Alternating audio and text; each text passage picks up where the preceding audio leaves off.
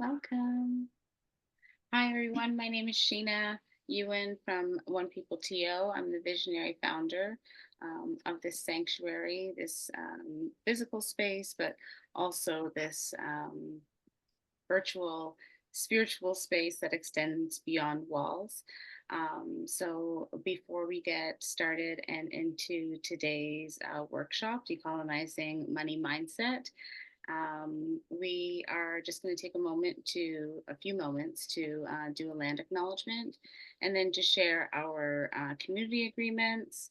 I will ask Ariana to introduce herself, and I'm sure at some point I'll ask everyone to share a little bit about themselves, maybe their practices, what they're working on right now, or where they are right now, and also their intention for joining. So just to make sure that we are highlighting or at least touching on why you joined today, why you decided to join. So I like to take a moment to first acknowledge my own angels and ancestors, spirit guides and higher selves, my team that has really guided me to open One People TO and that has really led us this far. And when I say my team, yes, the folks and the people that help it to run, but also my ancestral team. I've been divinely guided to open this space, and I feel very blessed to continue to do this work. We do this work on the Dish with One Spoon territory, um, and this is traditionally known as where the trees are standing in water.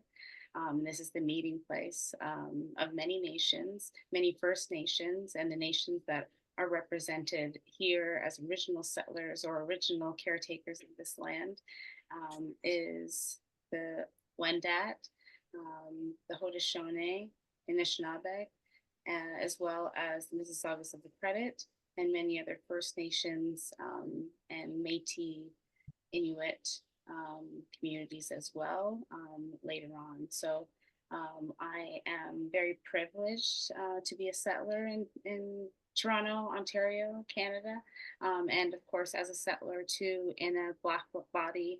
It is very complex. There's a lot of gratitude and there's also a lot of grief for um, the ways in which I think, sometimes we are complicit without intending to be.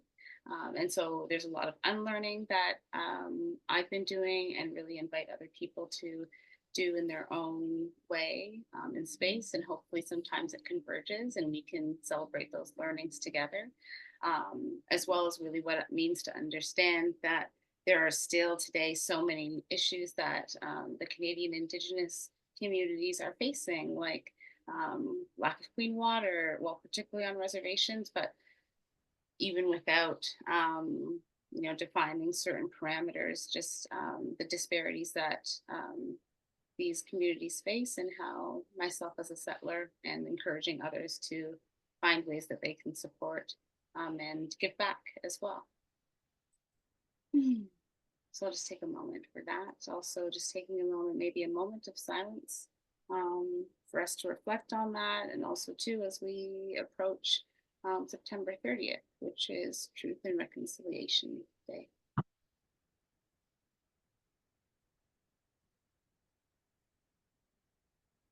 It's interesting that I will just briefly say when Ariana and I first started talking, it was a few months ago, and I wasn't even thinking that, when we would be meeting, it would be in the lead up to Truth and Reconciliation Day.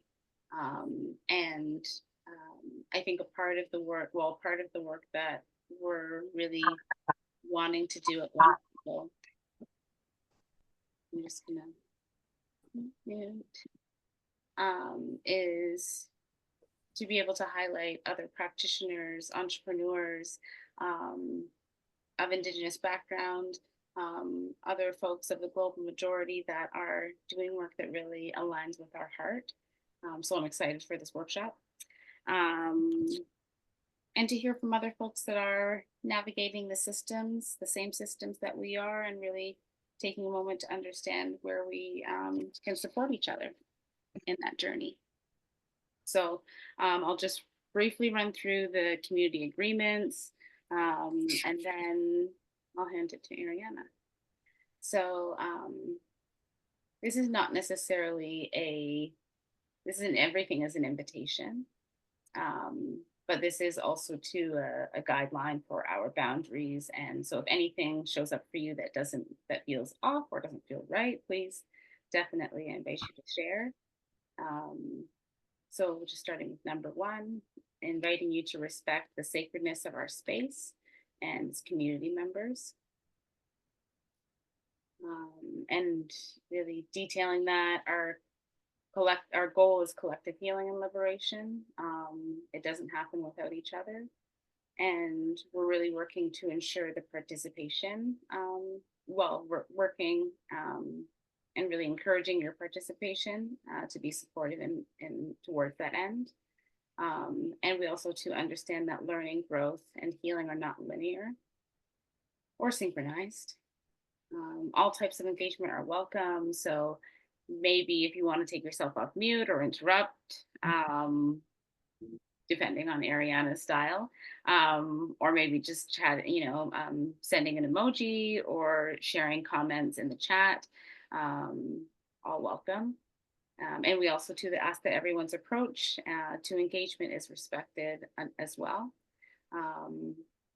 Inviting you to be aware of your power and how much space you're taking up.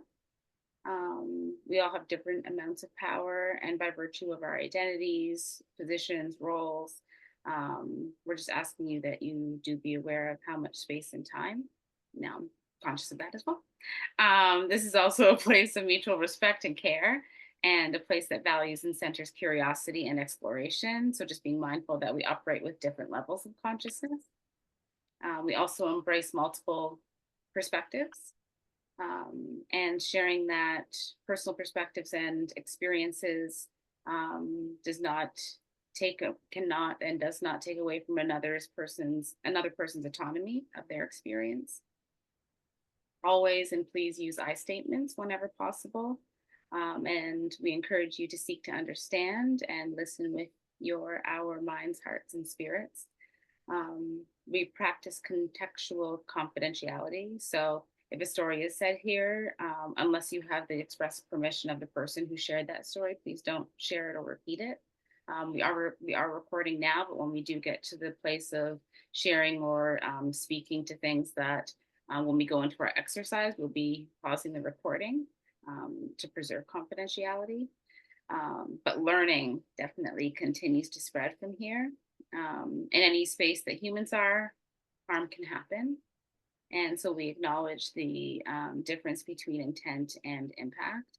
And if anyone's impact has caused harm, that they accept the responsibility of the impact, acknowledge the harm, and make space for grace. And lastly, healing sometimes requires discomfort. So we do hold compassionate space for our own and each other's discomforts. And we will do our best to discern between discomfort and harm and act accordingly as the space holder and the one who's providing the container. So thank you for listening. And I'm going to ask Ariana to introduce herself. Thank you. Thank you, Sheena, for sharing those community guidelines. I feel like I have a few that I always like to share at the start of a workshop, and I feel like you covered those and so much more. So much gratitude to you for just working to create as safe of a space as possible for all of us in attendance. And before I pull up my slides, I have slides throughout most of it because I'm a visual person, and I don't know if you just want to sit and stare at my face the whole time. So I'm going to share some slides, but before I do, I just want to acknowledge that I know that there's a lot of heaviness right now. There's a lot of heaviness and a lot of grief in the collective. There's likely a lot of heaviness and grief in your own community, maybe in your personal life. I feel like I've started almost every single workshop for the last 4 years with an acknowledgement like this. And it's always this strange part of grief where there can be these big, big things happening, and yet life still continues moving. We still go to work. We still have to cook dinner for ourselves and our families. We still do workshops like this.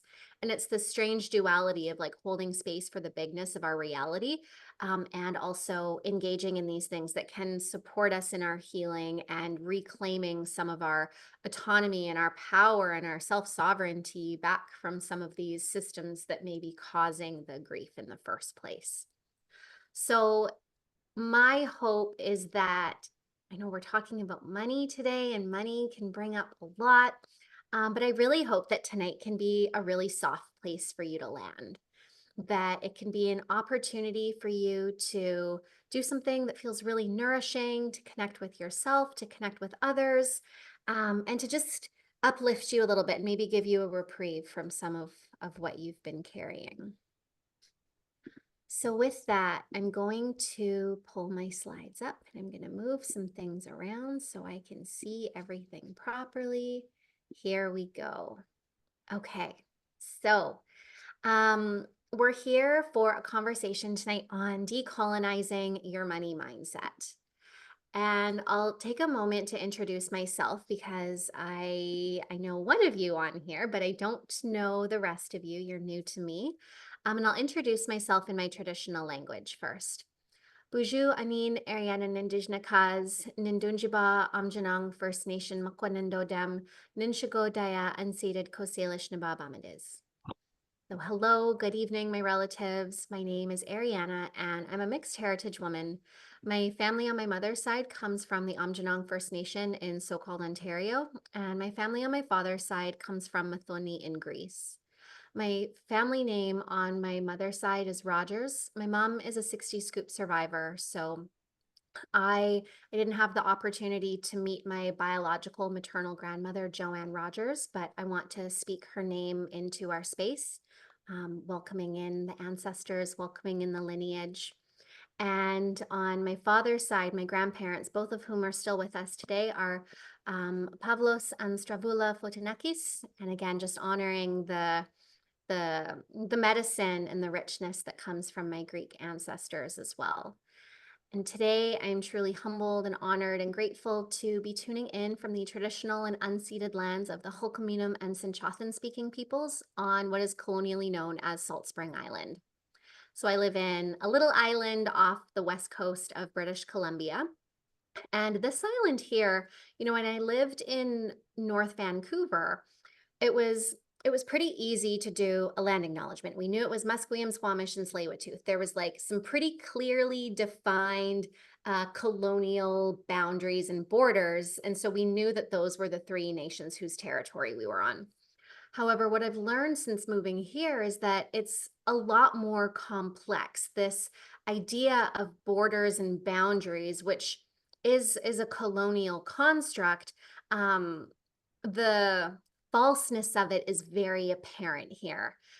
There are many, many communities with very different belief systems who have walked with and worked with this island for different reasons. So some nations come here for healing, some come here for aquaculture and for clam gardening, some come here for different forms of nourishing themselves and their communities. So I couldn't possibly name all of the nations, even if I tried, because I don't know all of them. But I will name the Penehliket, the Cowichan, the Husanich, and the Halalt. And although I am a First Nations woman, I still am a guest on this territory. This is not my traditional territory. So each day I continue to reflect on what it means for me to walk gently here. I have a few photos that I've included here just to give you a little bit more insight into who I am. So on the left, we have a photo of my daughter and I. She was almost 2 in that picture, but she just turned 3 this past summer. And that was a photo when my mom and my daughter and I made our first trip back to our ancestral homelands for the first time. I do a lot of things professionally. So I'm a Trauma of Money Facilitator, which really influences the work that I'll be sharing with you this evening. I'm also a breathwork facilitator, as you can see here. Now, this was a photo shoot. This is not really what my breathwork circles look like, but facilitating breathwork really is my heart's work. It feels like such a beautiful form of self-empowerment and really of helping folks connect to the healer within. And so I feel very grateful to be able to work with that medicine. And I'm also the co-founder of an organization called Decolonize and Rize. And tonight's workshop is actually one that I normally do with Vanessa, but tonight you're stuck with me. So gratitude to Vanessa as well for giving me the space to bring this into the One People TO community. And for our work, we work with organizations big and small, everything from like big multinational corporations to really small nonprofits, supporting them with decolonizing their spaces, their practices and policies, and ultimately their hearts and their minds. And outside of my professional life, I love chickens. I have chickens. They bring me so much joy. And so if you're ever connected with me on Instagram, you'll probably see a lot of chickens because they're hilarious. So that's a little bit about me. And I want to hear from you. And I think what I might do just to get us started, because I recognize we've got some folks off camera and I want to respect kind of where we're all at today. So I'm going to give you an option. If you're feeling more comfortable using the chat, you can pop your answers to these two questions into the chat. But if you're feeling like you want to bring your voice into the circle, please feel free to just unmute yourself. Don't wait for me to call on you. As Sheena said, like you can interrupt me. It's totally fine. And you can verbally answer these. And so what I would love to hear from you on the next slide, you're going to see some images. So I'd love for you to pick which image or images represents how you're feeling today. I'd love to hear where you're tuning in from and something that is like a bonus, but if you feel like sharing, I'd love to know like what your work is. And I don't mean work as in like your career necessarily or a business. Like your work could be reconnecting to your truth. Your work could be parenting. Your work could be being a founder of some kind of organization. I would just love to know like, yeah, when you're asked like, what is your work? What is it that comes to mind for you? And that will just give me some kind of insights for as we move through the presentation today. So where are you tuning in from? What is your work? And which numbers do you feel like? So we have a variety of chickens here.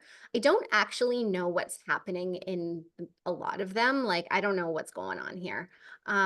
This one seems like it's like, I got to get out of here. We've got a little mama hen with her babies, maybe some angry chickens, a little bit confused here and here, I think. So you can either pop into the chat what numbers you are, or again, feel free to unmute yourself and to share where you are as well.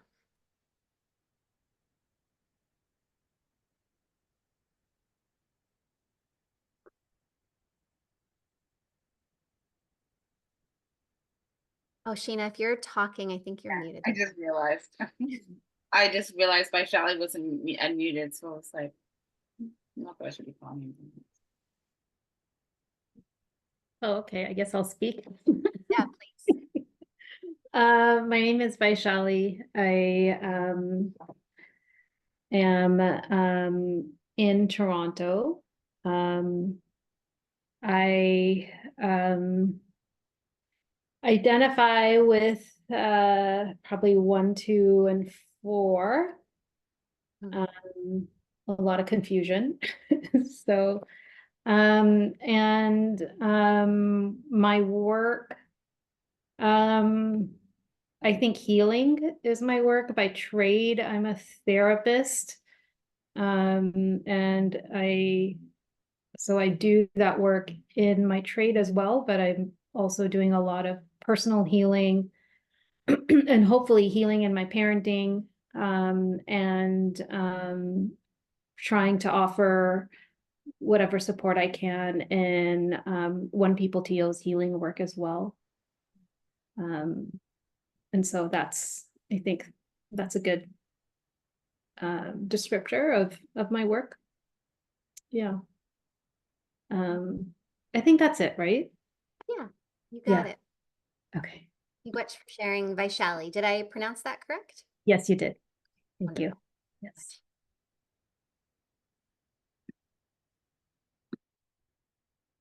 Who else would like to share? And again, you can always pop in the chat if you're feeling like keeping your voice to yourself.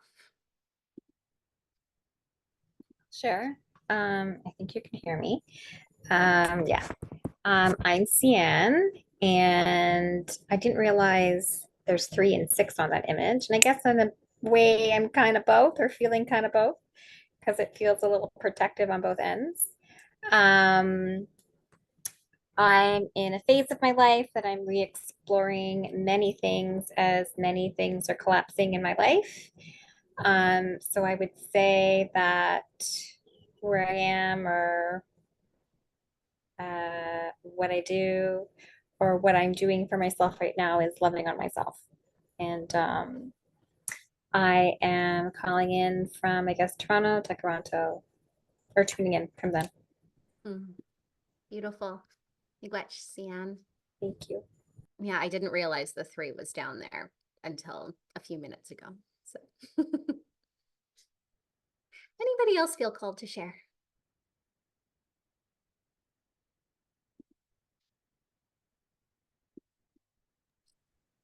Hi, I can share. I'm Nadine. I don't know if you all can see me because it's kind of getting dark. I'm calling, or I'm tuning in from Toronto, and I think my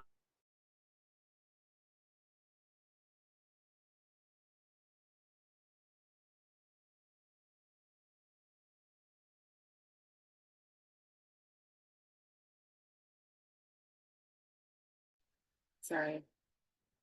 You'll pause, Nadine, but I think it's just a glitch. Just give you a minute to reconnect. I'm a founder. I'm a founder, and I focus on decolonizing fashion with a social. I have a socially conscious, intimate apparel line that really focuses on the healing and well-being of women as they navigate the different stages of their life. Beautiful. Beautiful. Miigwech for sharing, Nadine. Thank Sounds you. like powerful, important work. Thank you. Okay, and I'm seeing Olivia's popped in the chat. Olivia, I'm glad that you made it. We were just chatting right before. Olivia is feeling a 2 and a 6, Jane of all trades, farming and agriculture, and current job is dog walking and animal care. I love that. Miigwech for sharing. So if you feel, you can continue to pop in the chat. Also just want to honor and respect where everyone's at today. I'm going to do a little check-in for myself too. I think at this time I'm feeling a little bit of a 2. I was saying to Sheena before, like I spent about 2.5 hours in the forest right before coming here, which sounds really nice. But then you layer in the fact that I was with 6 toddlers and a lot of them were like screaming and crying. So I came right from that to this, feeling a little discombobulated, but I'm also really grateful to be here with everybody today. So, why are we here? I'm going to share my why. If you feel like popping your why into the chat, you know, there's probably many things that you could be doing on a Thursday evening, but you chose to invest some time to come join us live, or maybe you're catching the replay. So I'd love to hear what about this conversation felt, what pulled you in, or what seemed like, yeah, there might be something interesting there. And I'll share for myself, you know, part of why I love to have this conversation around decolonizing our relationship to money. And I'm very cognizant of how I use this term. The title of this workshop, Decolonizing Our Money Mindset, Decolonizing Our Relationship to Money. It's very hard to decolonize money or economic system because they are inherently colonial. Now, forms of economy, forms of currency, as we'll talk about a little bit later, those aren't necessarily colonial in and of themselves. It's just our economic system and capitalism, that these systems that we exist within, they're inherently colonial. And I don't know if we can really decolonize them, but we can decolonize how we interact with money. We can decolonize how we move about and are impacted by these spaces, how we show up in these spaces. We can decolonize what wealth and abundance means to us. And we live in a system that requires us to interact with money on a day-to-day basis. Like, I'm really trying to trade and barter with people as much as possible. I'm fortunate to live on an island where there's a lot of people who are of similar mindset. But like, I can't barter my water bill. Like, I still have to pay my water bill. I still have to pay for groceries. There are things that do require money from us. And our economic system, it's a system that was built to uphold many, or uphold a few, and marginalize many. It was systematically designed to exclude many, many people from full participation in the system. And I want to, just as Nadine said, with something along the lines of like, people doing good, important work should be able to earn abundantly. I really want to continue on this movement where we can reclaim what has been denied from our ancestors, from our family members, even from ourselves, because I truly do believe that when good-hearted people have money, more good can happen throughout the world. I also feel too that, again, we can start to reframe our ideas of currency beyond money and start to see that, wow, there actually is abundance that exists within my life. Or that maybe generational wealth doesn't actually have to be passing on multiple homes to the next generations and things like that. And there's other things that we can pass on. So feel free to share in the chat what it was that brought you here, why you're interested in the conversation around decolonizing your money mindset. And I'll, as Sheena said earlier, I'll do my best to like kind of gear the conversation in as many different ways as possible. I also want to offer a reminder as we move through our time together today to please honor your needs. So we will have a bio break. We're a little bit behind my agenda, but we will make sure to take a bio break. And outside of that, like if you need to step away to go to the bathroom, please go to the bathroom. If you need to eat, if you need water, if this feels like a lot and you're like, I don't want to talk about money right now, I need to look out my window, please just do what you need in order to support yourself. This is a space where that is fully welcome. And Sheena covered a lot of these in the start around guiding principles. Things I just want to offer are taking radical responsibility for my words, actions, and energy. So really being mindful of how I'm showing up in the space, and that can look different for each and every one of us. And I really loved Sheena's mention about, like if we have caused harm, if we have said something that has made somebody feel as though they've been harmed, or if was harmful, for us to also take responsibility for that as well. Stepping forward and stepping back as needed. So again, both in terms of the space that we take in terms of talking. So if we're talking lots, we might want to see if there's an opportunity where someone else wants to use their voice, or if you're someone else who tends to hold back on using your voice, but you're feeling the call to, there's also an invitation to share, because your words are medicine, you are medicine, and you likely have a lot to offer folks. So if you're feeling kind of shy, but like you want to share something, please do. And again, step away from the screen, come back and re-engage as you need to.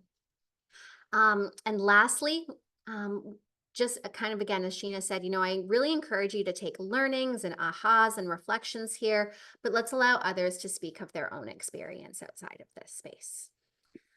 Is there anything else outside of the very beautiful and in-depth community guidelines that Sheena offered in the beginning and what I've kind of tagged on here? Is there anything else that folks need in order to feel safer? Recognizing that a fully safe space is hard to create, but if there's something that we can do to help you feel more comfortable, please feel free to share that.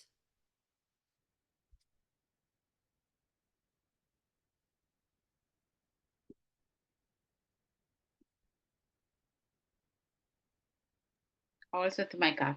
I will just say sometimes I know things don't come up in the moment, but maybe if it comes up later and you want to just say like, oh, I want to go back to that. At any point, whether it's about this or anything else, I'm sure that's Yeah, invited. 100%. Yeah, if you're like, ooh, Ariana, I don't like that you said this, please let me know. Everything is an invitation, and we all have full agency to change our minds about the level of our participation and what's feeling good and what's not at any point. So, let's move on. I would love to hear, and maybe in the chat, or maybe you can use your voice, what is abundant in your life? And maybe it is money, maybe it's love, maybe it's oxygen, maybe it's pizza, maybe it's rain. What is it that is abundant in your life? You can unmute, you can pop in the chat. Maybe there's lots of things. Apples, yes. Oh my gosh, the apples right now, so good. Veggies, lovely fall weather. Laughter, fortunately, beautiful robins. Community and like-minded relationships, yes. Yeah, I was talking to a friend. I had a friend visiting earlier this week, and my partner and I were both self-employed. My daughter is 3, and we have intentionally kind of structured our work where we're both working part-time so we can just be present as a family as much as possible. And it's a privilege that I know so many folks don't have. And so we thought, money doesn't have to be, money can be not scarce, but like not super abundant right now. And that's okay. And just looking at my garden and all of the tomatoes that are still coming off of the vines and all of the apples that I'm getting, I'm like, this is what abundance is for me right now. I don't have to have tons of money coming in the bank. I got tons of apples coming in my baskets. Cian says reciprocal relationships. Amazing. Yeah. And, sometimes it's just it can be something as simple of a shift to remind ourselves what is abundant in my life right now, because we have these systems that put so much pressure of scarcity of money, scarcity of time, scarcity of energy, of resources. And it can be very easy to feel really bogged down by the weight of that. And so if we can take a moment and tap in and like, yeah, there's lots of greenery. I have so much love. I have so many reciprocal relationships. Energetically, that can really do a lot to put us into a different state. And I see that Sheena says, I have lots of time to reap. Amazing. Good medicine. And so my next ask for you, I'm asking a lot today because, money is a complex topic with a lot of different layers for different folks. What comes up for you when you think about money? Is there a word? Maybe there's a few words that you want to pop in the chat. Again, maybe you want to unmute yourself. Resistance.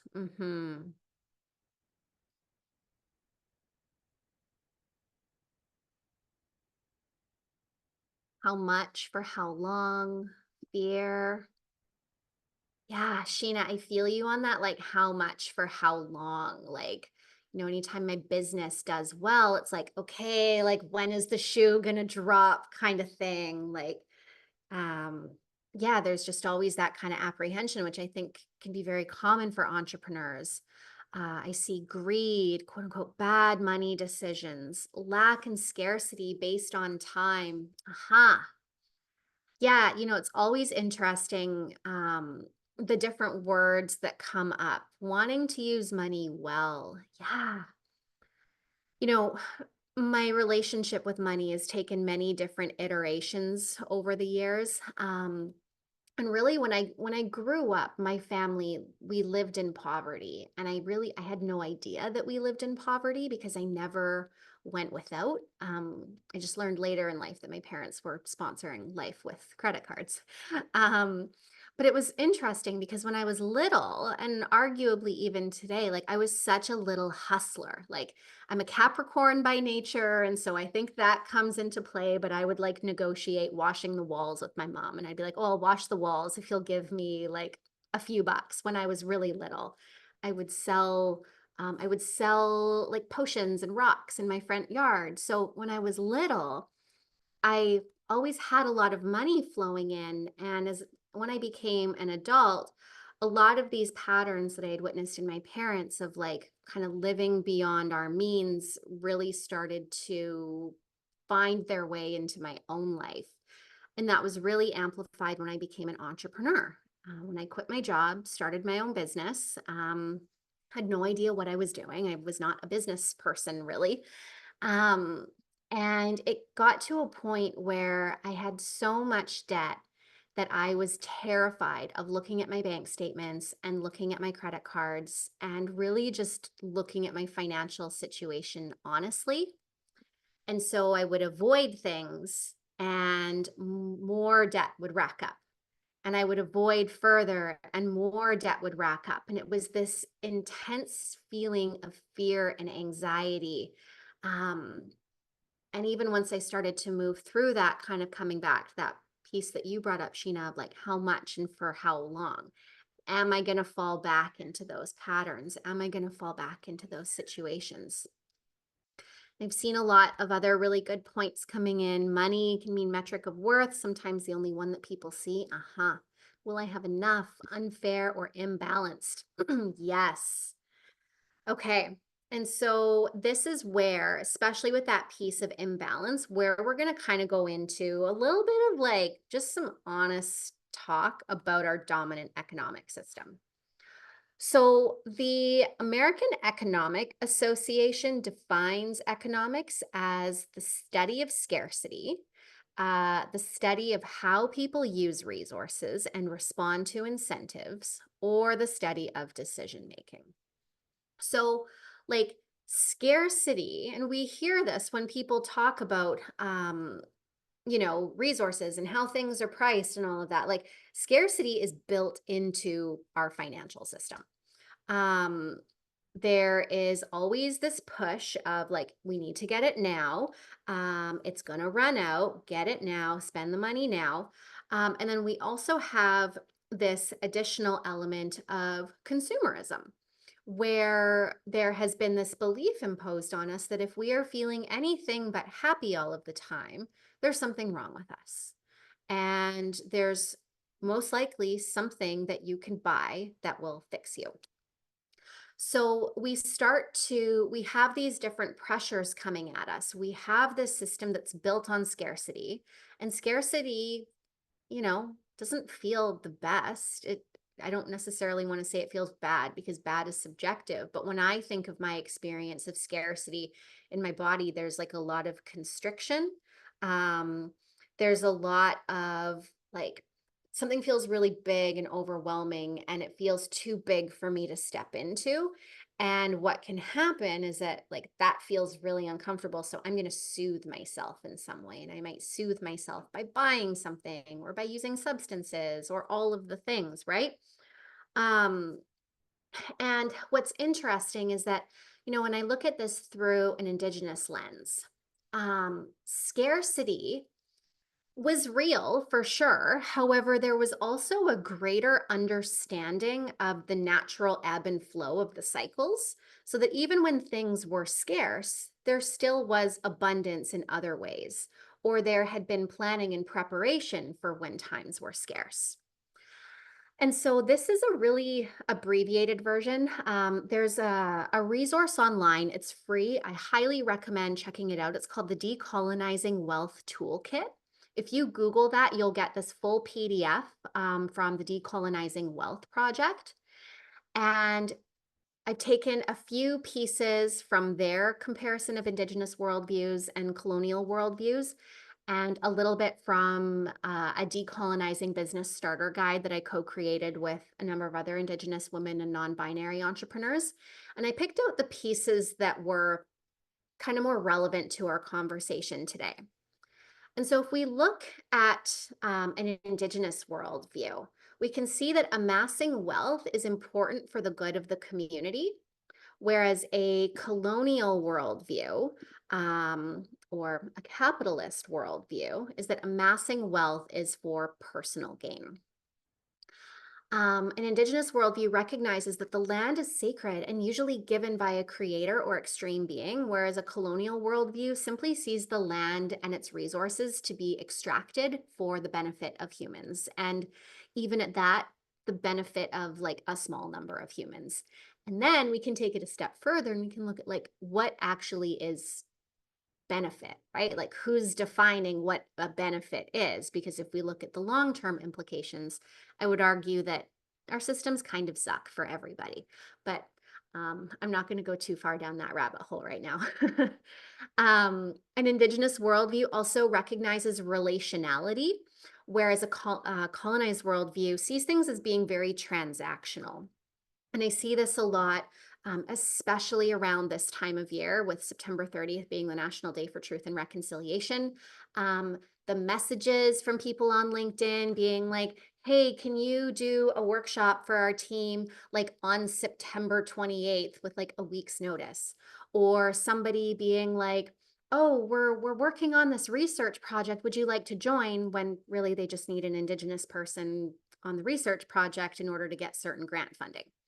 And it's like, where's the relationship? At what point did we learn how to be in relationship with one another without expectation of receiving something specific? Indigenous worldviews recognize that things are cyclical and circular, whereas a colonial worldview sees it as like a very quid pro quo, like I give, you give. But what I really love is this kind of broader understanding of energy, and that, you know, if I put something out, something will come back. It might not be in a linear way. It might not be from that person, but energetically, that's just how things work. And so there's a greater trust in giving without expectation of receiving. People have inherent value with what they create and contribute. And I remember somebody else mentioning this about money and like this idea of that being a person's measure of value. Whereas colonialism sees that time is money. Like we gotta go, we gotta like get the most out of this. And again, kind of continuing on this theme of relationality, giving to others first, offering value and connection versus extracting wealth from wherever you can. And I just feel gross, like even saying that. And so again, like these are very broad, and we can't say that, you know, with indigeneity, it's so different and so complex all across Turtle Island and realistically all across the world. So of course, there's going to be differences in culture. There's going to be different stories and teachings and ways of working with and being in relationship with the land. But this is like a pretty general overview that a lot of Indigenous nations and peoples, that they understand this. And I recognize that many of us here on this call come from different backgrounds, but I would imagine that, you know, it's probably not going to be that different when you look at your own traditional teachings, when you look at your own ancestors, the people in your homelands. You know, I always even say to folks too, like we go far back enough in Europe, especially in Ireland and in Britain, you know, we got to go really, really far back. But like there was that deep connection with the land there as well. And so colonialism really has like infiltrated belief systems all over the planet. Something else that I want to bring in here is this idea of scarcity. So studies have shown now that intergenerational scarcity can impact the brain in much the same way as intergenerational trauma. And so scarcity, whether it's real or perceived, so you might be in a position where maybe you grew up in poverty, and now you're in a position where you have resources, and there's still that tendency to like feel like there's not enough, to have the stress and the anxiety around finances, even when the finances are present. And this is a very natural response of the brain. And what scarcity can do to the brain, whether real or perceived, it can deplete our already limited mental capacity. So it causes worrying, constant cost benefit analysis. In Trauma of Money, there's an example that we use around like if someone's going hiking and if they've got a giant backpack and you can pack everything that you want in it, that's gonna like make for a pretty easy, relatively stress-free hiking experience. But if you've got this like tiny little backpack and you're like, okay, am I going to bring the smaller, lighter shoes, or am I going to bring these boots because they're more waterproof? Do I bring the jacket? Do I bring this? Do I bring that? Already there's so much decision making that has to happen in that. And there's this really, like, just for lack of a better term, awful stereotype that folks who don't have the resources that they need, that people just need more financial literacy, that people just need to learn how to budget better. And I can speak from experience, and I know many folks can relate to this too. Like, budgeting is not the problem. When you don't have a lot of money, you know where every single penny is going to. You know where everything is getting moved to. It's not a matter of not knowing how to budget. And so all of this happening in the brain, it depletes our brain's capacity. It is exhausting. And so what this can do is over time, this can lead to reduced cognitive capacity. This can lead us to make decisions with our finances that maybe are not in our best interest. It can lead us to be more, what's the word that I'm looking for? To be more susceptible to engaging in soothing behaviors that may deplete our finances, or to turn to resources like substances and things to soothe ourselves. And a really interesting thing as well is that we essentially get really tunnel visioned. And so we become so tunnel visioned on this fact of like, I need to make money, or I need more money, or I don't have enough money. And we might actually have like a lot of really wonderful options around us, lots of ways that we can tap into creativity and community. And oh, I have this skill I can offer to someone.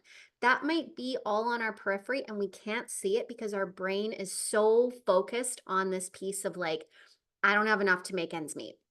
It's really hard to access your creativity, your critical thinking, your discernment when you are in when you're in an actively traumatized state, or when your brain has been impacted by intergenerational scarcity as well, or very real scarcity in your present day. So I'm just going to read this comment here in the chat. Nadine says, I feel like this is really relevant, especially when it's about choosing between your mental health and your bills. 100%. And it's like, it can be really hard. And I believe, you know, this is my own perspective, like there's no right or wrong, right? Like sometimes paying the bills is the thing that's going to support the mental health. And sometimes like telling Rogers they're going to cut my phone off so I can go to the therapy appointment is what I need, right? But it's hard to really sit and like practice your discernment and make an embodied and wise for you choice when our brain is in this state. And so with all of this, if any feelings of shame or guilt, or like, ugh, I suck at money, or like, you know, I'm not good at holding on to money, and all these stories that like I often hear from folks, and stories I've told myself for like decades now. If any of these pop into your mind at all, I want to remind you that it's not you, it's the system that's broken. Our system, as I said before, was designed to uplift a few, marginalize many, to exclude many from participating. It is a system that is inherently flawed. And it doesn't mean that if we do well financially, that we are flawed. But I do offer this as a reminder where, you know, if you are feeling kind of some of those sticky feelings in how you interact with money, or how money is or isn't showing up in your life, a lot of this is by design. And I really hope that we can start to kind of like depersonalize it and take away this story of like, I'm bad with money, being like, the system just sucks. And so how can I start to reclaim some of my agency when it comes to finances? So I have an activity that I want to go into. And I think that if we're going to do the activity, we're going to need a little bit of time. So how are we doing right now? Do we maybe put a Y in the chat? Yes, if you want a little bio break, or no, if you want to keep going. So yes, if we would like a little breather. No, if we're good and we want to keep going. I feel like that's kind of a backwards question, but okay. Thank you, Olivia Miigwech. Okay. Thanks, Olivia. We'll send the recording. Great. Okay, we're just gonna keep rolling then. I'm gonna have some water. I was also freezing in this room, so I cranked my heater and my little fireplace and had a blanket, and now I'm like really hot. Okay, so let's go through a little activity. I am going to stop my share and I'm going to grab this document. So we're gonna pause? Sorry? Should I pause recording? No, this is gonna be a little like self-reflective thing first, and then we'll pause after, or we can share afterwards and pause. So I'm going to pop a list of values in the chat. Now, this is not an exhaustive list by any means. You may have a number of values that aren't on here. And so we're going to take some time, and I'm going to encourage you to go through that list and narrow it down to your top 10. Like, just pick the 10 words that are really resonating and sticking with you. Then we're going to narrow it down to 5 and then 3.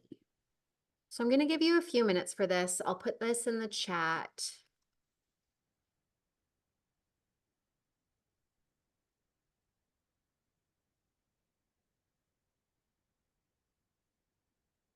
And again, remember, if like one of your core values that you know of isn't on there, please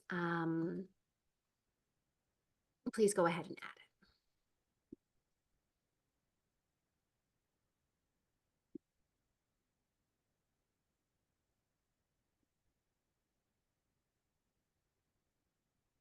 I'm going to try sharing my sound again. So we've got some sound going on in the background. It didn't work when we were testing it, but let's see if it works.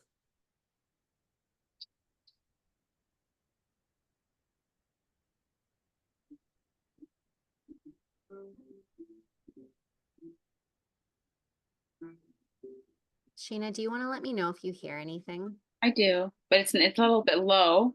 Okay. Can you turn it up? I can turn it up a bit, yeah.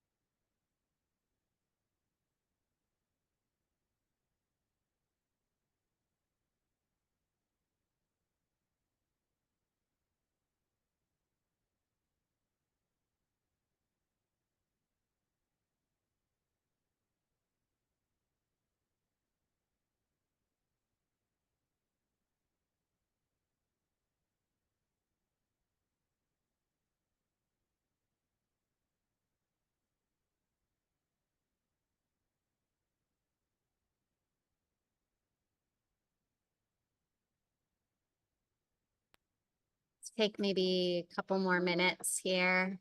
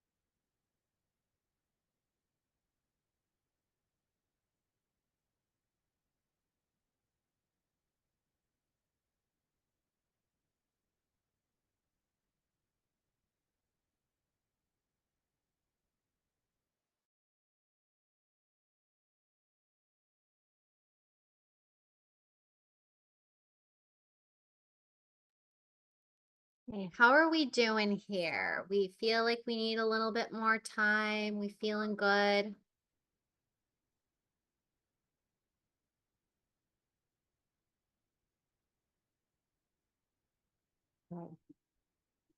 Please feel free to continue working on it if you are still looking through. I'm just going to turn this down. Okay, so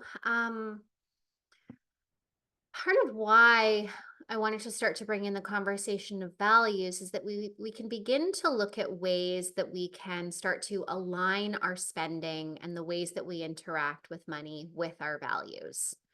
So up to this point, we've kind of talked about a lot of the reasons why our dominant economic system is like maybe not so great. And it doesn't mean that simply by participating in this system that we are also not great. Like money actually can do a lot of really wonderful things. I believe it's the intention behind it and how we use it and who it's benefiting and why it's benefiting or not benefiting. So I'd love to start to just like open up a little bit of brainstorming around how we can start to use money as medicine. And so like really simple ways that that I do this within my business and my personal life. Anytime I receive any money, so when I do my GST every quarter, I take a percentage of profits and I donate it to a local organization called Stakea, and they're working with one of the local nations. They have bought back 10 acres of land and they are working to essentially recreate a village with the intention of bringing the elders back home for the first time in like over 100 years. So any money that I make, a percentage of that goes into that. And then same with my business partner and I, we also donate a percentage of profits. We each have our own nonprofits. And so for me, that's usually Stakea. But if we're working in person, I was brought to so-called Kelowna, which is more in the interior early this year. We donate funds to an Indigenous-led nonprofit on the territory that we're working on. So that's one thing. Another is I try really hard not to like buy new clothes. So I thrift or I could sign or I do clothing swaps just to try not to like contribute to the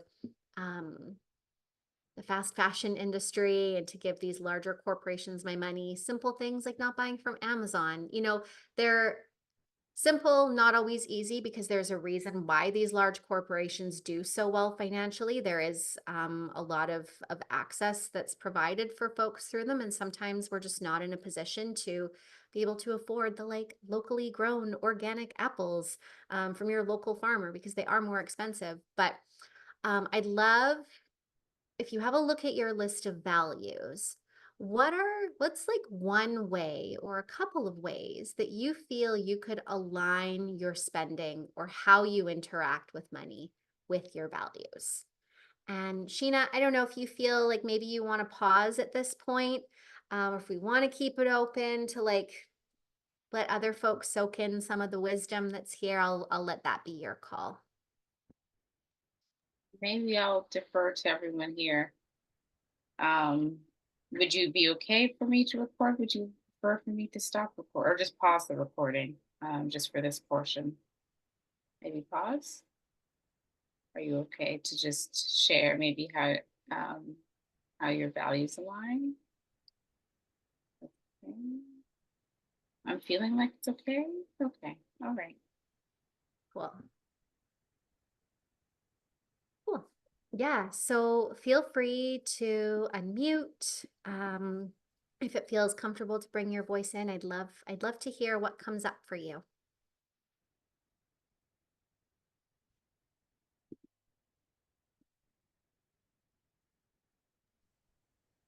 I can go. Yeah. Let me just see. I had written it down on the notes here. Yeah, so the words that came up for me were community, consciousness, and thoughtful. And I feel like I'm doing that in my business. So I feel like I'm very aligned. I don't feel like my financial income is equally aligned with my intention and my actual work. So I feel like I'm doing a lot of that, and I'm getting a lot of pushback, not from the people who are so grateful for it, but from, mentors, family members, like telling me that I need to focus on other things. And I'm actually co-hosting an event with a very close friend of mine. And it's a community event, and we have raised a lot of money from sponsorship, which we were shocked, which is not good. She was actually supposed to be on this call tonight, but she has something else, so she's going to look at the recording. And also we've been selling tickets really quickly. And so I feel very aligned there, but there's the other piece that doesn't feel like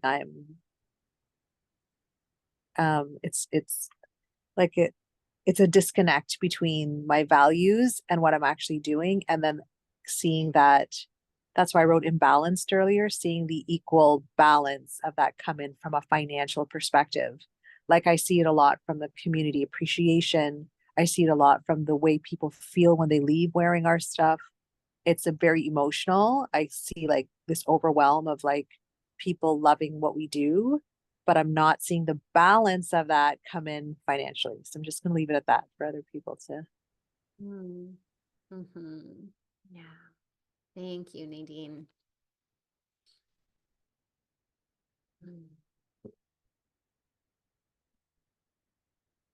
Anyone else feel like sharing anything?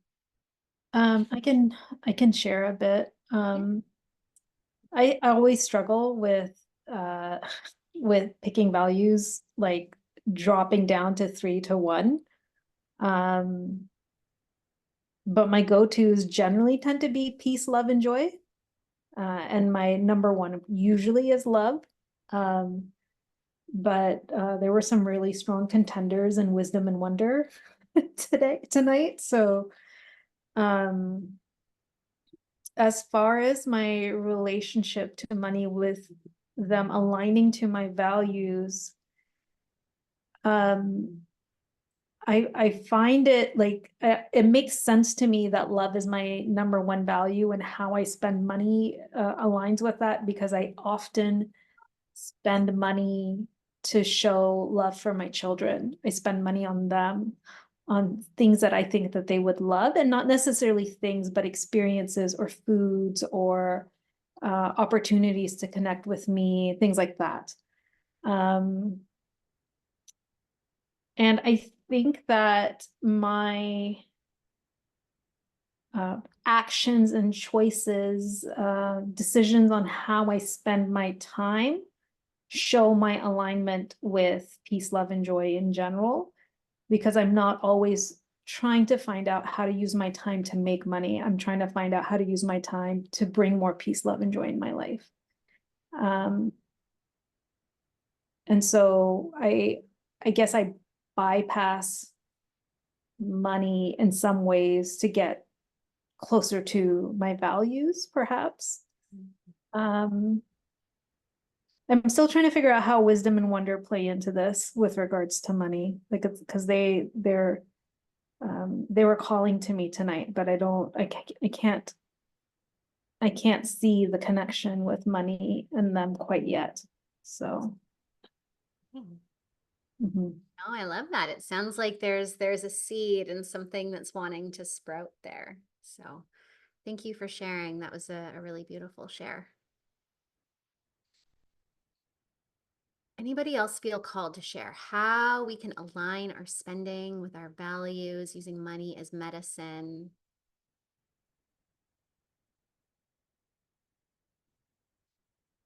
Something that, oh, Sheena, I see you've unmuted. No, please go ahead. I'm talking a lot. No, you're not. That was perfect. Okay, 3 to 1. So some of wisdom, wellness, spirituality, personal lives. And yeah, I'm doing it with 1 people, of course. And there are some pieces that I've also put in. I think the thing that's going to align me with my success is something that I didn't mention, but it is a deep value of mine, which is patience. Patience with myself, with the system, with the ideas that I have and how they come to fruition. Patience with everybody else, because I tend to think very far ahead and then have to kind of like backtrack it. Yeah, so patience, I think, is number 1 of what's coming up. And I think there is because I know what's coming, I can feel like I want to pat myself on the back for my level of patience, And then something that's coming up actually is my ability to share these learnings with other people that could be a stream of income. I never really thought about that before, but yeah. Beautiful. Thank you. And like when we're talking about decolonizing our money mindset and just like decolonizing our minds, wow, patience and like trusting that it doesn't need to all happen immediately and letting go of this like idea of urgency. What a great way to be in the process of like decolonizing ourselves and how we interact in these systems. So thank you for your wisdom there. Something else that I forgot to mention, and Nadine, you actually kind of sparked it when you had mentioned, receiving like lots from sponsorships and things, but then seeing that imbalance in other areas. Something that I had always wanted to have happen in my business and tried to find ways to make it work with like sliding scale and things like that and group program versus one-on-one, but it never happened until I very unexpectedly like started working in the corporate world. Was like realizing like, oh wow, like corporations typically have really big budgets for a lot of the work that I do. And so I can let myself really be financially resourced by these big corporations. And I can afford to make my like breathwork circles more accessible for folks, my one-on-one more accessible for folks. I can do pro bono work for not-for-profits and things and like not kind of be trapped in that cycle of like always trying to provide access, but then needing access myself somehow. And so that ended up being like a very like kind of like it was very unexpected how that ended up happening. But sometimes too, there's doorways and there's avenues and things that like creator spirit source is like kind of sprinkling in our way of like, oh, maybe this is where we can start to maybe level out some of that imbalance. And Sheena, I love that you even just had a new idea pop in for you tonight. So hopefully some beautiful seeds are planted, and I know we're heading into not really a seed growing season, but it's almost garlic planting season, and a lot happens beneath the ground as the garlic sits underground throughout winter, and then it really starts to to sprout and create the beautiful big bulbs throughout spring and into early summer. So maybe these next few months are a time for some of what lands tonight to really start to percolate. Okay, we doing good still? We feel good to keep going a little bit more? Yeah? Okay. And again, if you just need to step away and go to the bathroom, please do. I'm just mindful of time. So, it would not be a great workshop if I didn't share a quote from Bell Hooks.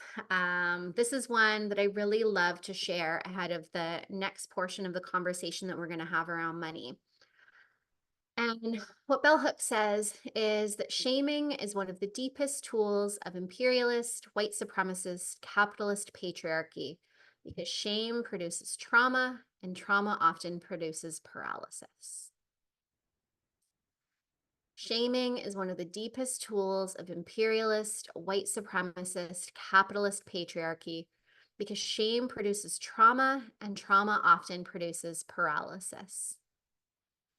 And I bring this into this conversation because shame is often a word that I hear when I ask folks, you know, what comes up for you when you think about money? There is some iteration of the experience of shame that people mention. You know, for me, it was the shame over how much debt I had accumulated in trying to start my business and to get it going and investing in like really expensive coaches and like falling prey to the sleazy marketing tactics over and over again. Shame around like not being able to afford the things that my friends were doing.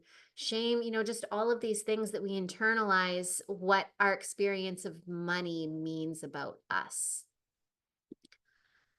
And so shame can also come when positive things happen or things that we might label as positive. And I think it's really important to bring in the conversation of lateral harm or lateral violence. This is something that unfortunately I witness happening a lot in Indigenous communities, whether like in community, like in different reserves, or amongst like, say, like the entrepreneurial community. We see this happening a lot. And lateral violence, it's a learned behavior with roots in colonization. And intergenerational trauma. And essentially, you know, we know that these systems, like colonialism, white supremacy, patriarchy, they are working at and oftentimes like successfully stripping away our power. And what can happen is that in an attempt to regain power, somebody might feel powerless against the system. Like I can't go against the colonizer and fight back, but what I can do is I can gain power amongst my peers, my family members, my community members. And it's incredibly heartbreaking when this happens because basically it's your peers, your relatives, your kin doing the work of the colonizer against you. And, you know, I experienced this in a big way in July. And like, this is something that I teach about. It's something that I hold a lot of space for, especially when I'm working in like really remote communities. This comes up a lot. And even with all of the like psychological understanding that I have of it, when it happens, oh my gosh, it like really, really, really hurts. And so I just want to acknowledge this and to recognize that our experience of shame with money can come from the stories that we tell ourselves about whether we're good with money or not, but it can also come from the people whose opinions we really do love and respect, and maybe people who we even looked up to. And this can be a really hard thing to accept and a really hard thing to grasp. And there's two ways that we can engage with shame. And the first is through destructive shame. And, you know, this person here is throwing a tantrum, and I actually don't think that a tantrum is that destructive. I think sometimes a tantrum is what we need. It was just the only photo that I could really, or the little graphic that I could really find. But essentially what happens with destructive shame, I spoke to this a little bit earlier, is like that feeling arises. So, you know, that experience that I went through a few months back, all of the feelings and the discomfort and the like lack of belonging and all of that, like all of the old stuff that it triggered, when we can experience those feelings, we, you know, depending where we're at in our healing journeys, and even if we've done a lot of our healing work, there can be a tendency to want to numb or soothe. And so say the feeling, the experience of shame comes in, it feels really uncomfortable. I don't want to be here. I don't want to deal with this. So I go to my soothing behavior and I start to like go to, maybe it's scrolling on my phone, maybe it's gossiping about that person, maybe it's about turning to substances, maybe it's about going out and spending money that I don't have on something that I think is going to make me feel better. So I might get a momentary bit of reprieve from that, but if you've ever engaged in any of those behaviors, I'm pretty sure I'm not the only one, usually the reprieve doesn't last long. And so the sensation of shame comes back up. Now there's like guilt over like, oh, why did I say those things about that person? They're hurting. I know why they directed those thoughts or that behavior towards me. Or why did I spend that money? Like, I don't actually have that money to be spending. And so we just start to get into this shame spiral where our nervous system, it's wired, it wants to soothe that pain. And hopefully we have coping mechanisms and tools that can pull us out. But, you know, we're tired. Life is a lot, right? And it's like sometimes it's work in and of itself to remember to turn to those tools. So this is why we call this destructive shame. It's like when we just kind of get caught in our own internal loop and I'm not reaching out for support. But then there's something called pro-social shame. This is something we talk about a lot in the trauma of money. It's also not unique to trauma of money. This is something that they use in 12-step programs, recovery groups. And what I actually did when I experienced the lateral violence was I reached out to a friend who I knew I could trust, who I knew had been through something similar. And I was like, hey, this is what I'm feeling. I'm worried that I am a bad person, and like just really let it all out on the table. Like let all of those icky kind of thoughts in my mind that I could just keep spiraling in, and like let myself be witnessed in them. And what that does when we are met with compassion and grace and acceptance, it allows us to move out of that shame spiral. That's what creates healing. Shame has been defined as the terror of abandonment. Shame is a very isolating feeling. We have a biological imperative to want to be part of the group. And so when we can bring these parts of ourselves that we feel shame around, and whether it's in a 12-step program where people are like, great, Ariana, keep coming back. We're glad you're here. Or with a loved one being like, yeah, I hear you and I see you and I still love you and accept you. That shows that part of us that's like terrified of being abandoned, that we actually do still belong and that we can still be part of a group.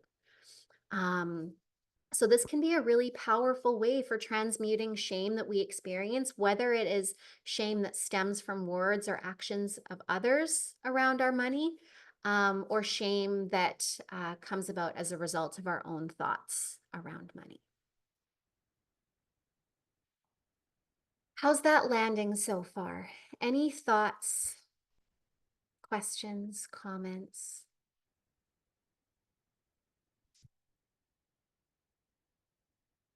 This one tends to be a big one. Yeah, Sheena. Yeah, shame. There's so much there. I definitely am working through kind of like unraveling the intricacies of how shame keeps me, not even kept, like continues to keep me, cautious, and not doing too much. I mean, I do too much at the time, but I mean, like, not being too much, not drawing too much attention, which is its own thing. Because, you know, as a business owner and leader, you have to be out there, but then still, like, I mean, and there are reasons for that, like legal reasons, at least right now, but there is, because of the fact that my business is very spiritually based. I started with divination. I mean, it's expanded, but I think it's not my shame, but it's a projected shame that I try to navigate. Yeah. So, and that interrupts my money. So, scared money don't make money, as they say. Yeah. Thanks for sharing, Sheena. Saw lots of head nods and like I feel you as well, for sure.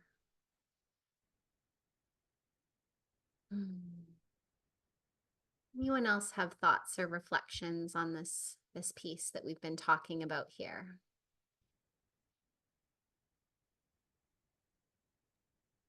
I just wanted, I'm thinking about how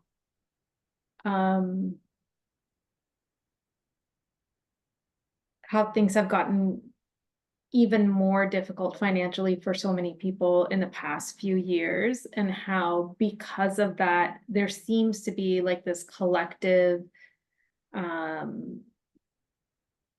removal of stigma of kind of money scarcity or financial difficulty, because it's becoming more apparent that it's more common than not to struggle financially. Like middle class is, you know, it feels like the idea of middle class is deteriorating almost.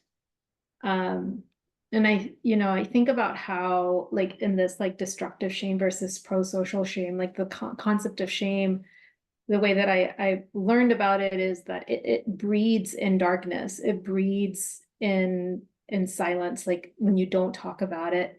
And then when you put it to light, it can't survive. And so like talking about it, granted with discernment, to the right people, can actually, I don't know, kill the shame, right? And I'm just thinking about how, like, I don't know, like how common it is for people to really be struggling financially, and how, like, I remember when I was going to school, that was not something, you know, that was talked about, right?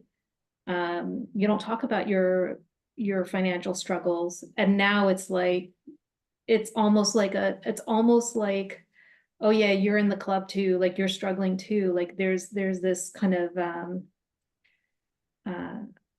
like community that's being, like a larger community that's being built or created because of how much more common it feels like it's becoming.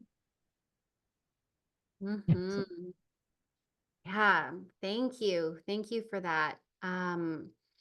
I've heard on TikTok, I haven't been on TikTok in over a year, thankfully, but I've heard that there's a trend of like loud budgeting, and like where people are like talking about how they're budgeting and things like that. And I think even those little bits and pieces where it is becoming more normalized, like maybe that is the part of the spiritual benefit of the challenges that we're currently experiencing, is that like we can start to see that, oh, I'm not the only one in it. Yeah, Sheena. Just two things that came up when Vaishali was talking, and also too before, that it was coming up in those few moments. It's like actually a duality of one experiencing a shame around, and again, it's like related to my work, because my work is connected to spirituality and receiving solace for mental health.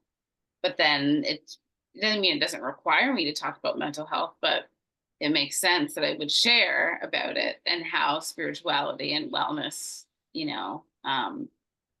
is so important to, I mean, spiritual wellness is so important to like mental wellness. But, and, you know, I mean, we say that it's okay to not be okay, but like when you share that you're not okay, then, you know, it can be, for folks that don't know how to speak to it, it can be very like, oh, okay, you know, I'm going to be hands off. And I know this is an education piece, so like a little check for patience and now, you know, but there is something that comes up quite a bit for me around, I mean, again, it's not my shame necessarily, but I was told to be ashamed, or maybe not expressly, but yeah. And then the other like lighthearted piece of the shame that you said, in a way that doesn't necessarily have to be coming from a bad thing, and it was completely unexpected, is that really until I had my business, I have never managed this level of money, like in the tens of thousands, for example, even receiving payments that are more than I would have received from like my workplace, you know, on like a regular salary. And that happened for me like during the pandemic, or it started to happen during the pandemic. And there was a lot of like guilt and shame of like, you know, these like people are suffering, people are dying. And I mean, obviously it's to a benefit, like, you know, I have this business and I'm doing work, but there is, you know, it's not even just like being successful when other people, because everything is a circle. And obviously I've been not successful when other people have been successful.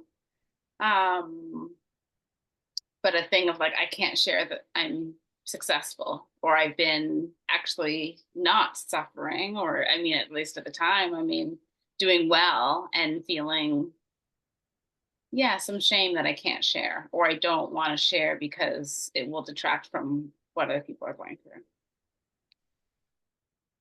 Hmm. Yeah. Thank you. I see you and holding space for that. Yeah, Nadine.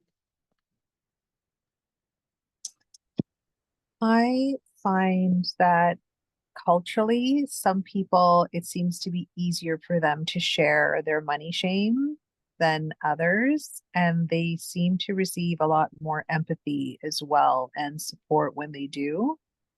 Um, so that's something I'm also recognizing and trying to navigate around, because I think sometimes culturally, I mean, there's a lot of talk, like I will speak for my community in the Caribbean, like we don't really share stuff. It's like, don't tell anybody your business because you don't want people being negative or blighting your business, or like just even today I had posted something and I felt very apprehensive, but I was like, maybe I have to share some vulnerability in my business, which was very challenging for me. I usually don't share anything that's financially stressful on my business page, but then I see other people that are not of color will go on there and like cry on their Instagram page or whatever, and then get like a ton of support. So I think it's also culturally relevant, shame. I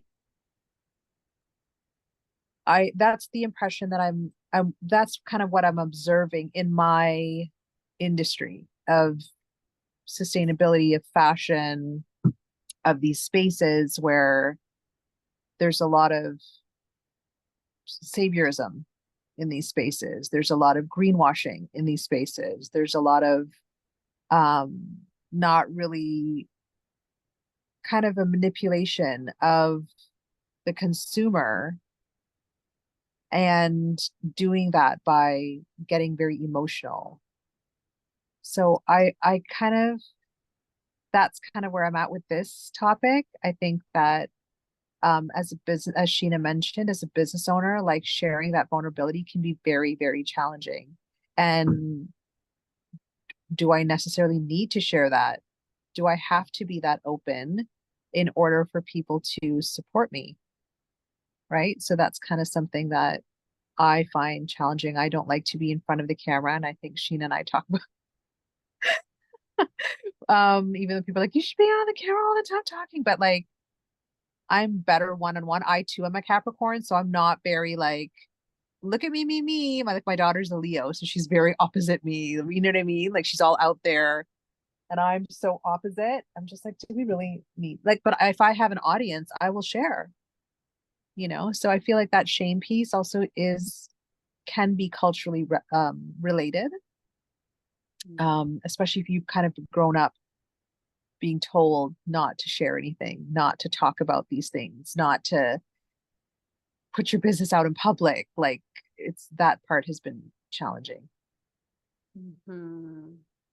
Yeah. Thank you for that, Nadine.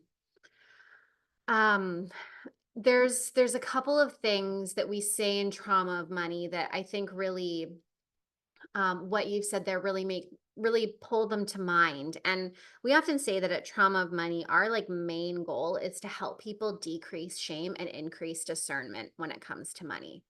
And that piece where you mentioned, Nadine, of like, do I have to be vulnerable? Like, do I have to share? Like, I hear a lot of discernment in that, right? Like, there is a difference between like crying on Instagram and being like, things are so hard right now.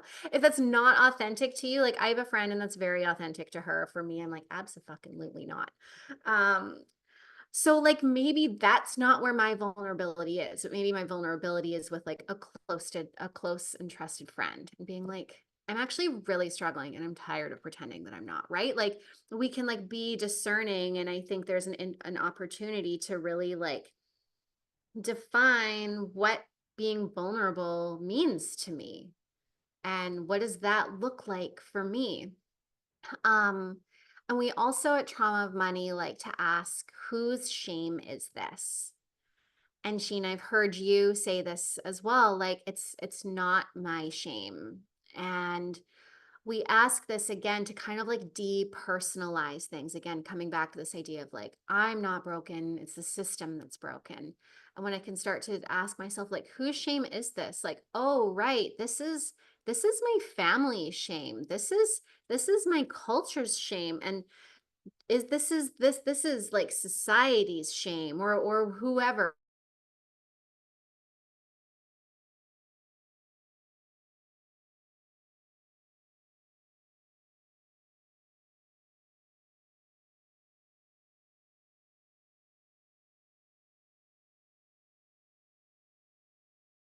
You know what? No, I'm not going to share my business online.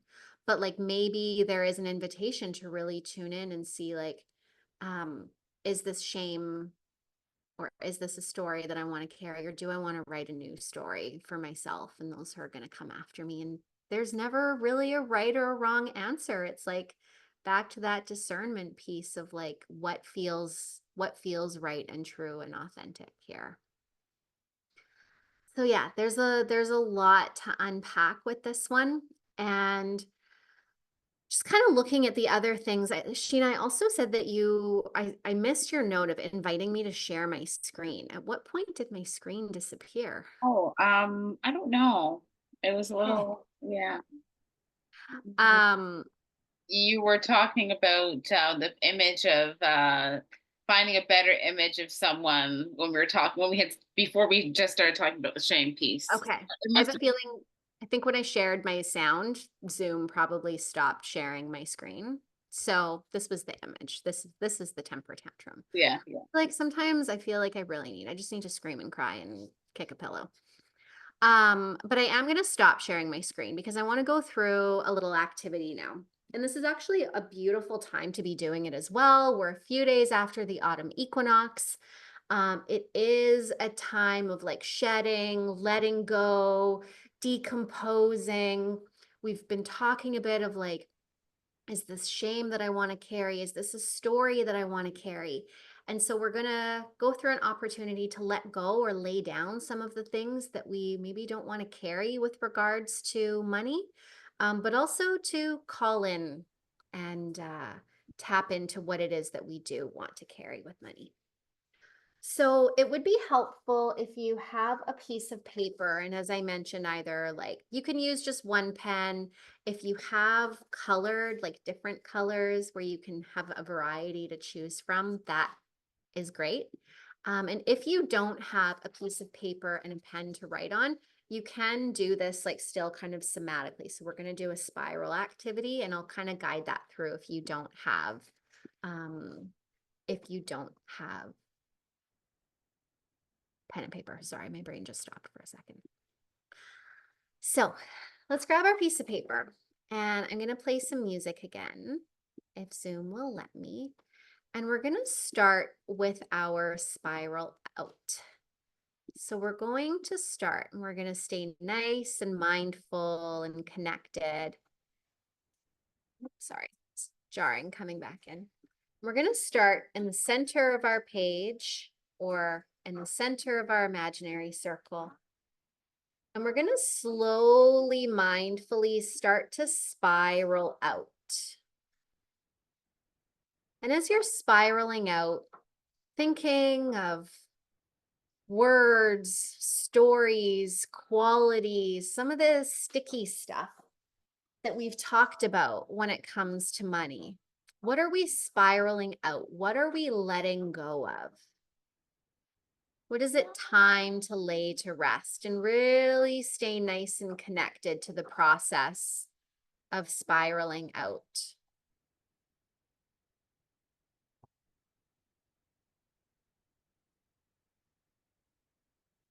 Inviting you to breathe as you do this.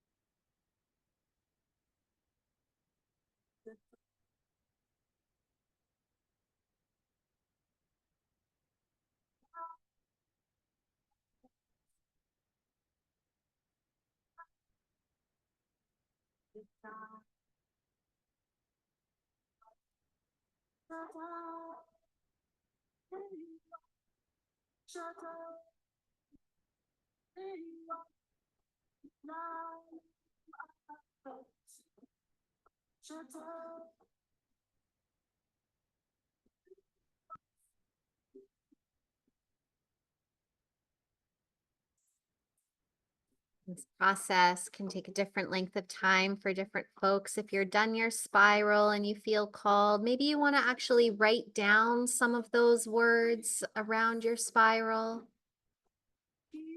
Maybe there's pictures or symbols you feel called to draw.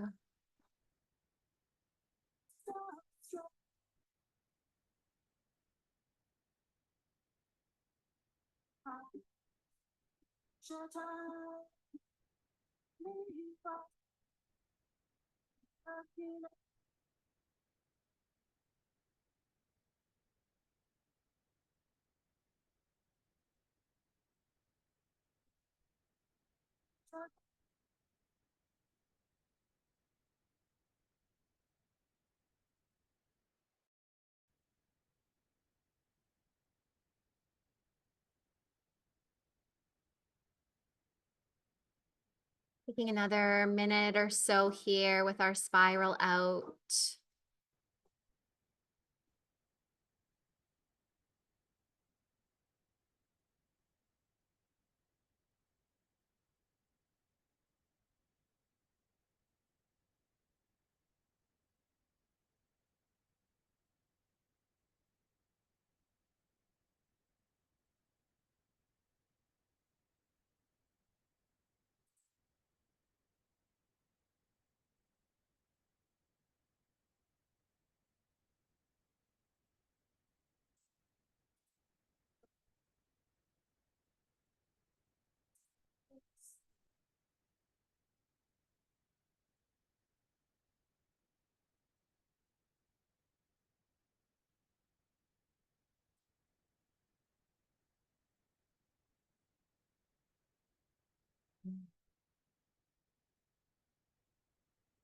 Completing that side, that spiral.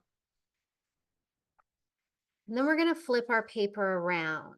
So starting on a fresh sheet of paper. Now we're going to start in a different spot. We're going to start at the edge of our paper. And again, nice and slowly and mindfully, we're going to spiral in. So coming in towards the center and thinking about the words, the qualities, the habits, the stories, maybe the connections, the ideas. What are you wanting to call in when it comes to your relationship with money? I'm going to play a little bit of a different song here.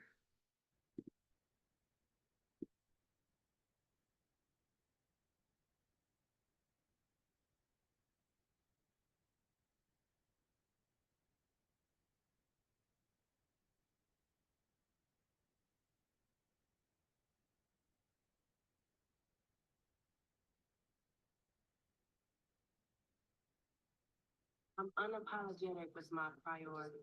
Breathing as you do this. Despite my mental stories being told no, I create my daily ritual. I commit to my non-negotiables. I've known, I've experienced benefits from burning out. The wins from team no sleep are bossy.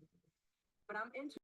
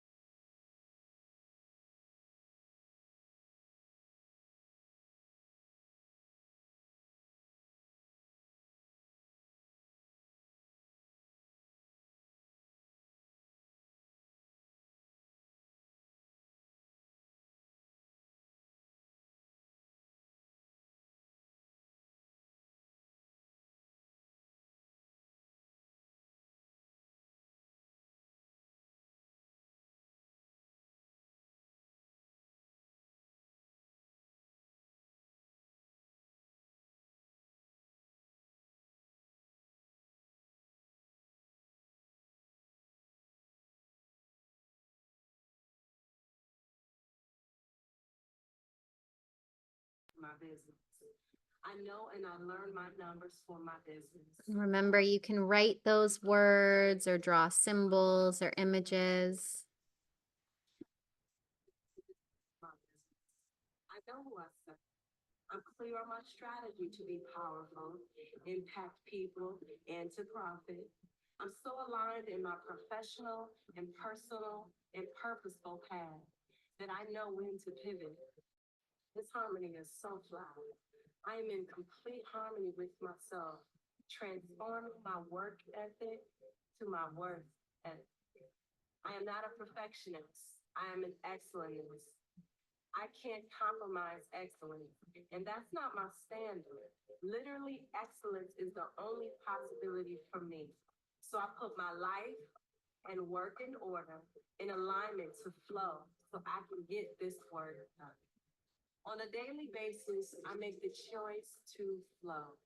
I arrest the temptation to enroll my mind, body, and soul into anxiety, stress, and burning myself out. I trade in my work ethic for my worth ethic. So I would never seek validation by the results of my work. Even when I'm faced with what it seems to be problematic, seems like lack and overwhelming, I choose to be at ease. I choose to breathe and flow, knowing all is well, and I remain proactive with what is required of me. I'm a human being, not a human doing. I accept this full life of business, love, relationships, achieving, and responsibility. I manifested this full life. I am in business on purpose, not a business that makes me a busy mess. I'm a businesswoman. You heard? Taking another minute or so here. Just wrapping that side up. And when you're done, you might want to kind of look back and like notice if there's differences between the two. I mean, obviously there's probably differences in words, but do the spirals look different? Maybe reflecting on the experience of each spiral and how they may differ from one another.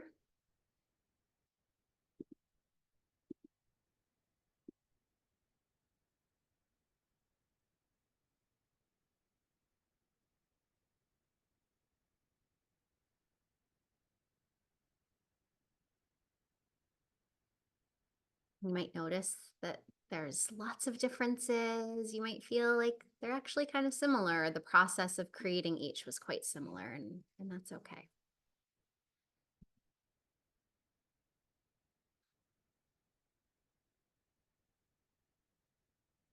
And if you have a reflection that you'd like to share, I would love to hear maybe what that process was like for you, or if there was something that stood out, maybe something that surprised you in what you're wanting to lay down or what you're wanting to call in.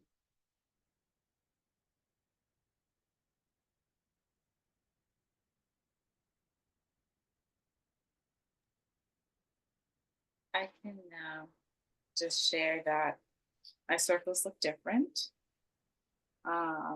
It both started out as circles, but the second one looks maybe I might have to take my thing off. 1 second. Just blur my background. Will it work like that? No. I mean, not blur at all. There we go. Oh, maybe you can't see. Oh, there we go. So this was the first circle. This is the second circle. I'm like, hey, it would be abundant. That's all I have to say. Amazing. Miigwech for sharing that, Sheena.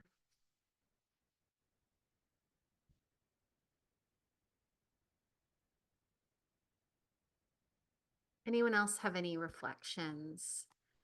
It's a pretty common experience of like the circles looking differently. Like sometimes I hear people being like, oh, my like letting go circle was actually quite tight, whereas the other one was more spacious. Just interesting how our brains and our bodies work. Reflections, thoughts. Yeah, Nadine. I found it easier to do the first one than the second, especially with the word. I found the words a lot easier with the first one than the second. Yeah, I hear you. Could also be said that you're just so aligned with the seasons too, right? Like the body is like, yeah, we're in that time of like shedding, of letting go. And there's of course many different layers on why it's easier to identify that. Cian says, my circles look different as well. The first I used a dark color and the second I used a bright color, and the first circle was more dense and a circle, and the second was spacious and more of an oval. Yeah. Hear you. Definitely had some emotions coming up. Yeah, it's a really simple practice, but one that I find is quite powerful. Like I love even using this after breathwork journeys of like, you know, what are we letting go after this, and what are we calling in to really like integrate and embody some of what can come up in those journeys? Because as I'm sure you know, sometimes when we work in those realms, we can have these big experiences and then it's just like, then nothing. Yeah. I found it interesting how when I was drawing the spiral out and you instructed me to find, to think of words that I'm trying to let go, and I interpreted that as like negative things to let go, that my brain was like, yeah, I can think of the negative things. And then kind of like to what Nadine was saying, like I was like, oh, I'm in this negative space right now. But when you told me to draw the spiral opposite, like my brain was able to think the opposite. Like it, I don't know if it was kind of like a I don't know, like a sensory motor thing or something like that, but my brain was able to start thinking of positive things when I was drawing in a different direction. Mm. Like it was accessible to me in this exercise, whereas if we were just to talk about it, I probably wouldn't have access to those words. Huh.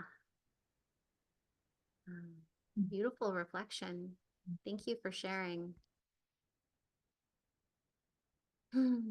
So I'm just noticing our time, and we're at about time. So what I always like to close out circles with a really simple way to check out of a two-word checkout, 2 words that might share how you're feeling in this moment. And just as we could be different chickens and seemingly conflicting chickens in our beginning check-in, sometimes there are words that might seem like opposites because we're complex human beings and we can be many things at once. So I'm gonna go around the circle, and if you feel comfortable unmuting yourself, I'd love to just hear 2 words that share how you're feeling in this moment. And Sheena, I think I'm gonna put you on the spot, and I'm gonna call on you first. Sure. Thoughtful, like reflective, not thoughtful, reflective. Maybe reflective isn't even the word. It's like pondering. I'm like, the percolating, something's percolating. Yeah. Had to refine it. And gratitude. Not often do I get to talk about money and it not be like end in tears. So hey, good. Beautiful. Thank you, Sheena. Sian. Of course, my words have to be similar. I was thinking gratitude was coming up, just being able to be in the space, like Sheena said, to be able to open up more spaciousness around thinking about money and abundance in a way that it doesn't feel so rigid, intense, and prickly. And I really enjoyed the spiraling out. Like I said, it made me feel joyful, and I was like, oh, that's interesting. And the other one, I would definitely say a lot of food for thought, that reflective piece, and wanting to sit again with a recording to have some of the information kind of simmer a little bit deeper. Yeah, miigwech for sharing. I did throw a lot at you, so thank you. And Vaishali. My first word / phrase, I think, is chipping away at. Like I feel like this is something that I've been working on for a while, and like I'm continuing to chip away at it, and I can feel like it's making like a difference. Like the chips that I'm chipping away perhaps are a little bit bigger now, or the momentum is bigger. So, but I know that this is decades of conditioning that I'm chipping away at. And I'm still hopeful. And my second word is daydreamy. Like I'm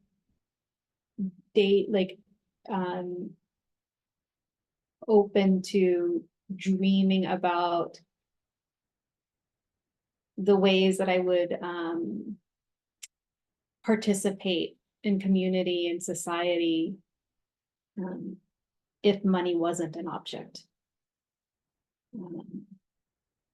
And enjoying that experience.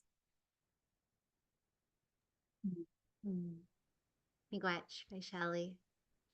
And Nadine. I share pretty much what Vaishali said. Mm. My original word was concerned, but I think the word is more like curious because I acknowledge that there's a problem. Like there is not a problem with me, there's a problem in general, right? So, and I'm finding ways to uncover that through my understanding of studying capitalism, studying the industry that I'm in, studying the housing crisis, studying a current situation with my business right now. We're having to potentially move. Like all of this is money related. And then on the flip side, I'm open. So I love that word. Like I was thinking hopeful, but then I ended up with open because I'm open to the possibilities of moving beyond this cycle of feast or famine. I really want to move into a space of constant flow of abundance so that I can constantly give money to the things that I believe in, that align with my values, and so that I can be a vessel to generate good capital, unlike, you know, what we're seeing right now. And then I can give it to people who are in opportunities to make good capital too, but may not have that opportunity because maybe their credit isn't what it needs to be, or according to, you know, the system, or they need some support with one aspect of their life. It's just that one thing, and they don't have the resources to get the help for that one thing that could potentially move the needle permanently for that person, right? So that's what I'm kind of taking away from it. Yes, please. Thank you. Thank you, everyone, for your beautiful shares. And I'll just quickly say I'm feeling so much gratitude for being welcomed into your space today, for the invitation to share. I'm grateful for your time and your energy and for your shares and the wisdom and medicine that you all brought into the space too. And I heard the word hopeful a few times, and I am feeling that. I am feeling hopeful that as our awakening continues, and things continue to, the veil continues to be lifted, that we really can create a way forward where we really all can thrive. So I'm feeling lots of hope for that.